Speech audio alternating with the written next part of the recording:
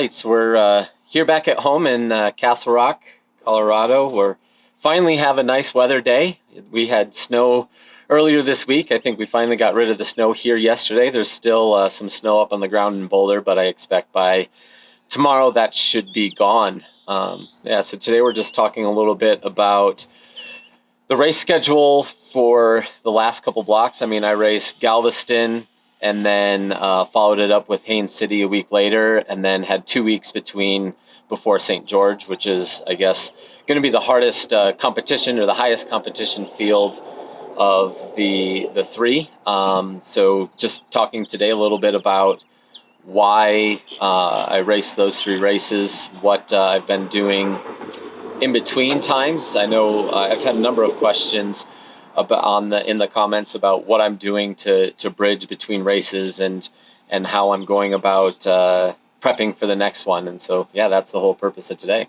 So the schedule started off with Galveston on this block. That's a race that it's always going to be on my list if the race happens. I love the course. I love racing in Texas. I've had some good success on the course in the past. I've had a number of just good experiences down racing in Texas. So it's definitely always on my short list at the beginning of the season. The race itself went fine. Good things and bad things. I put out a full report that you can check out if you want to. But overall, I was happy with where the fitness was at, especially for April. One of the big things I'm doing this year differently is I'm not prepping for a full, at least in the first half of the season, possibly one over the summer. But the intention is to just prep for the first full to be Kona, unless something changes between now and then.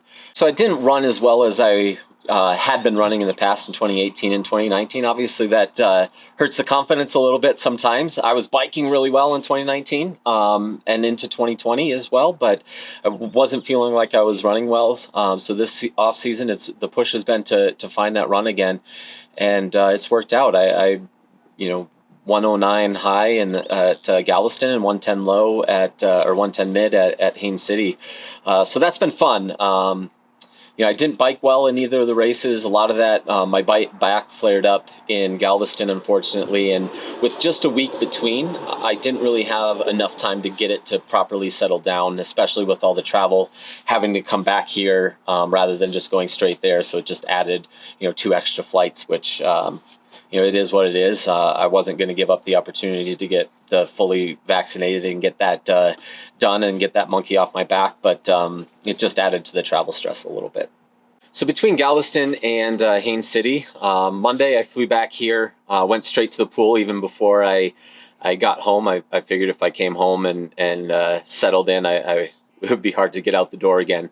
So I just went straight to the pool on the way home, got a 4K, just chill swim, just to get the body feeling better, get the blood circulating, get some of the crud from the race out of my system, and I'll sleep better if I do something. I really like to get in the pool the morning after the race. I didn't get in there till afternoon, but that's all right.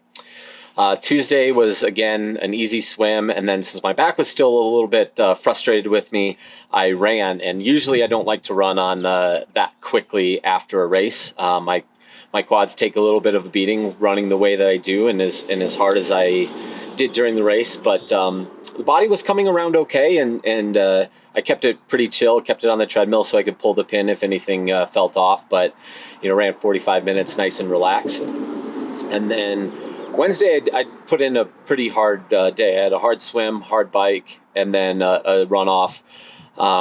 I felt I needed to get a day of intensity. I had about 5.5 hours of training that day. I felt like I needed to get a good day to get the body just back to normal, kind of recalibrate the whole system, and then have something to come down off of into Haines City. I didn't want to go there having done no hard efforts, no real work. I would, again, sleep better, feel better when you're getting somewhat close to a normal schedule. Thursday had a bit of intensity, but it was shorter. So hard swim, couple efforts at like 110% FTP. and then some run with like 30-minute run, but with some good pickups in there. And then Friday, I went to the pool, swam, and did a decent bike before I left and traveled in the afternoon. And you can see, if you watch the recap of my race in Florida, you can see all of the travel logistical issues that I had, and a little bit of added stress there, but we got through it and was able to put together a pretty decent race. I actually traveled home on Sunday right after Haines City, which worked out great. It was in Orlando, so I was able to go right after the race, get some food, and even get a round of mini golf in, which I haven't done probably since high school. Monday was kind of another reset day, back to get just a good swim and an easy bike just to kick things over. Tuesday, swim and a run, and then Wednesday, I did a 3-hour bike and then a decent swim as well in the morning. Then Thursday, I went up to Boulder, had a track session, which is the first time I've done a track session that close to a race. But again, I wanted to get some intensity in there. I need to have something to come off of. So yesterday was Thursday. Today, and then Saturday and Sunday will be really hard days. Typical kind of 7, kind of week out type stuff. Maybe even a little bit more than normal, just because I had that little dip or that, a couple recovery days. So I don't want to just go into a standard normal taper. I've got to have something to taper off of. And if I would have just, done a standard like 6 to 7 day taper like I normally would, I would have, I would just come into the race really flat. And so I'm getting hit pretty hard for these 4 days. Thursday was a track workout, a 5-mile main set, and body felt pretty good, responded well. No complaints. It was pretty cool because there was only one lap of one lane of the track that was open. The rest was covered with snow. So that was a fun session with the JD crew up there. Then we went straight into a pretty tough swim. It was a wetsuit swim, which I don't love doing in an 82-degree pool, but it's going to be a wetsuit race in St. George for sure. And with my back the way it is, sitting in that a little bit more hyperextended like you are in a wetsuit, getting another opportunity to be in there and just get the body used to that was important. If I wasn't having all these back issues, I probably wouldn't have needed to do that wetsuit swim, but it was the right call, I think. But yeah, it was a tough session. I was happy with the way that went as well. And then that brings us to today. Today we've got some really hard top end efforts on the bike, 90-minute session, followed by a runoff that's going to be 2 miles uphill, 2 miles downhill. That's again to simulate St. George. Again, prepare for the demands of the course. The first 5K at St. George is uphill. Then we go downhill. So I got to just get my body used to that, obviously, and then it also helps to get the mind used to that and just kind of get the head ready for what's about to come.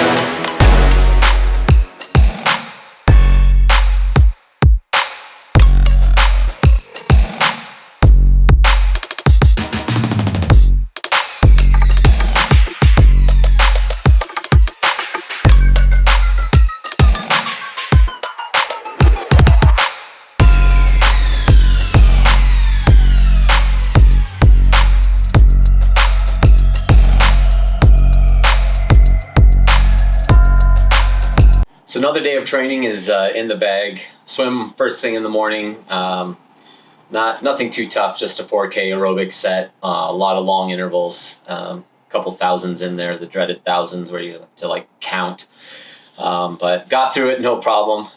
Then we did a lot of top end work on both the bike and the run, just trying to, those are great ways to get the TSS up without causing a lot of fatigue. So it's kind of a great bang for the buck and a really good way to get some stress in the body without creating a lot of fatigue or a lot of need to recover as we're bridging the gap up through St. George.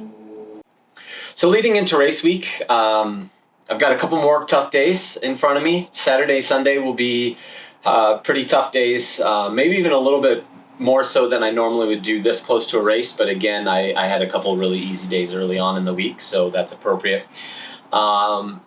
Then it's the downhill slide into the race week. I'll travel late again into town, into St. George.